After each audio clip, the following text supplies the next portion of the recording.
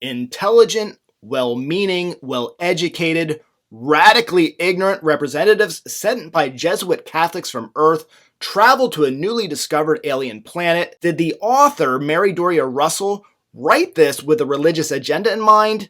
Yes, she did. Let's discuss. The Sparrow by Mary Doria Russell, published in 1996, is an award-winning science fiction first contact space opera thriller that asks serious questions about spirituality and faith, humanity, morality, and culture. This review will include a lot of detail, albeit vaguely, about plot and characters to make this engaging for those who've read the book. If you're new to the book, I'm still going to consider this mostly spoiler-free because, without context, you're only going to get the same information that the author's giving you in the early part of the book and also on the back jacket. If you prefer to go in completely blind, then yes, this will spoil that notion. There is enough for everybody here, and all are welcome. And don't miss the Metallica, Bob Seger, Johnny Cash-inspired tribute music at the end of the review. I recommend The Sparrow for those who like first contact themes in their science fiction. While this could be a story that's told in a non-science fiction setting, the thrill of a new planet, aliens, culture, and distant space travel will quench a science fiction appetite. Further, an argument could be made that this really needed the science fiction setting to make it work as a modern tale. I recommend The Sparrow for those who like a reading experience that evokes deep philosophical questions about the existence of a higher power. For some readers, this novel will deliver. Finally, if you like stories where every character exchanges knowing glances with each other and are constantly letting us know how aware they are of what their castmates are thinking, you'll really like this book. Right from the outset, Russell reveals a few things to the reader that would normally be considered spoilers. She introduces characters, most of whom, we are informed, will die at the end of the book. The plot is straightforward. A technician at the Arecibo Observatory in Puerto Rico, monitoring signals from space, discovers a transmission from deep space, and it appears to be music. The discovered singing is not an intended message to our world. It just so happens to be a broadcast that we are fortunate enough to detect.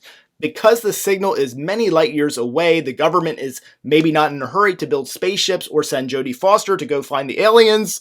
There is one organization, though, with deep pockets, very interested to be the first through the door. Enter the Catholic Church, and specifically, the Jesuits, or the Society of Jesus, Catholic priests who are well known for bringing a religious message to new places to evangelize those of different cultures. The Jesuits will build a ship, assemble a crew, and head for Alpha Centauri, light years away. The Sparrow is told through two timelines. One timeline follows the discovery of the radio signal in 2019, assembly of the crew, and travel to the alien world Rakat. The other timeline is set in 2060 in Italy, following the disastrous events that occurred on Rakat, and featuring the story's central character, a Jesuit priest, linguist, and labeled murderer, Emilio Sandoz, who's returned to Earth. These chapters tease dramatic events and are a great device to keep the reader engaged because we, like Emilio's superiors, are just dying to find out what happened. Because of the distance and speed of travel to Rakat and back, time dilation, Emilio's round trip is about 5 years of time, while 40 years have passed on Earth. Most notable about the 2019 timeline are the characters, their spiritual journey, decision-making, and their experiences on Rakat. The majority of the crew heading to Rakat are Jesuit priests, and along with them are other interesting characters from Emilio's orbit that may or may not be the best or likeliest choice for this mission, other than it being convenient that their worlds are all interconnected. Emilio, a priest whose faith borders on agnosticism relative to his fellow priests, believes that the crew and the mission have all come about because it's the will of God. This belief is challenged throughout the novel, and it will not only evoke the reader to accept or judge him for it, but also to consider if the author, Russell, wants to lead us in any particular direction. Particularly questionable is the presentation of certain characters as doubting or agnostic relative to God's existence. This presumably sets up vessels for agnostic readers to relate to and, in my opinion, follow or be led to a similar path to spiritual awareness as these characters. Stepping away from the religious for a moment, this crew lands on the alien planet, and in early world history explorer fashion, they arrive naive with intellectual arrogance and linguistic and cultural ignorance. Every climactic moment to come will be born from that ignorance. I waited a long time to read this book because I was concerned that it might be too heavy-handed from a religious perspective. Because of this, I want to speak to readers facing the same hesitation. For me, this book walked the line. On one hand, I felt that Russell did a good job of laying out some ideas and leaving it for the reader to think about. Additionally, the prose is strong, and from page 1, it's clear that the author is a master of her craft. On the other hand, I feel like there was a strategic messaging and a direction that Russell wanted to lead us toward.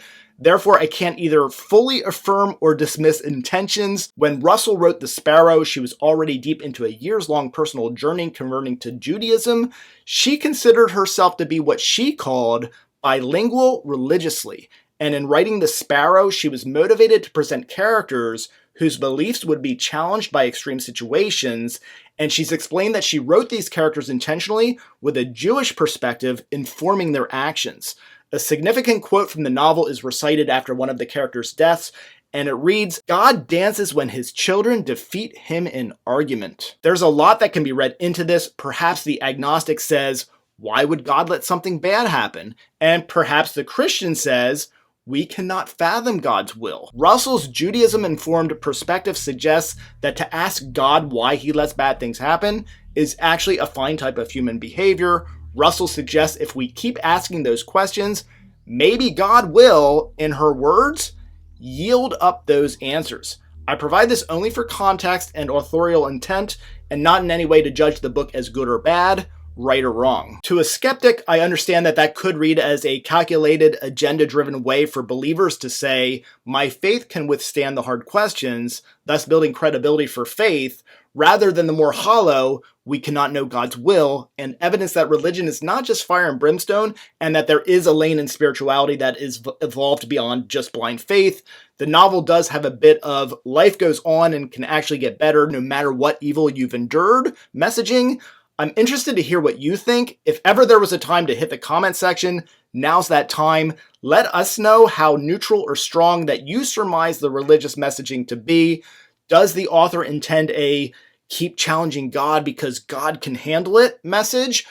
Right now, with spoilers, I'll let you know additional spoilery observations and my 5 likes and 5+ dislikes for Doria Russell's The Sparrow. Like number 1, character development. 2019 Emilio is very clearly presented and in a way that really sets up an emotionally evocative contrast to 2060 Emilio. The sexual assault that he faces and the accidental murder of the child Escama is obviously the most significant tragedy, but really hammering home the scope of loss beyond that is the significance of losing his talent for languages, because we know how much that is a part of who he is. Dislike number 1, character development.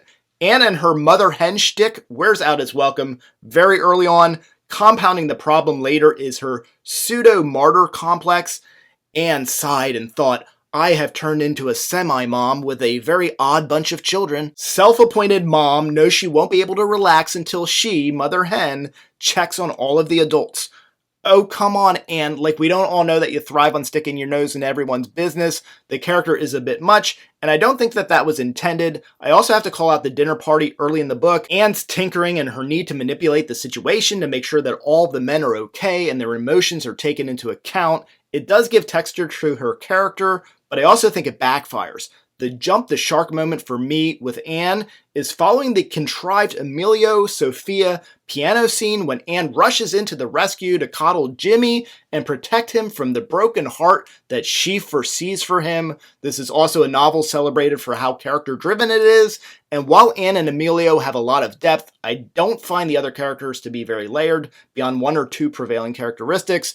It didn't help that I was reading this concurrently with another book that is ridiculously rich in that department. Like number 2, Anne and George buying out Sophia's contract. Nice sleight of hand, low-key reveal. Like number 3, first contact on the alien planet is made with a tribe that's not representative of the entirety of Rakat.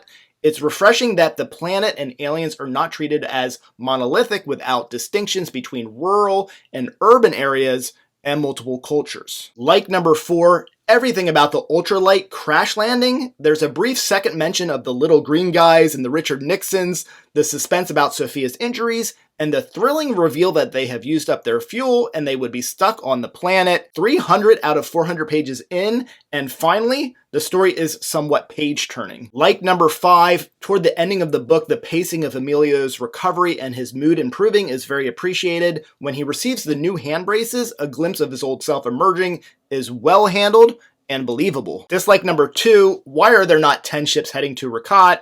I get the costs and limitations, but for me, no way there's not a space race to get there first. And no, we're not going to be shopping at Joe's Discount Asteroid Depot as Phase 1. Dislike number 3, too much romanticism of the Jesuit order and asking too much of the reader in that for most of the book is left unchecked. Dislike number 4, dialogue at times is trying too hard.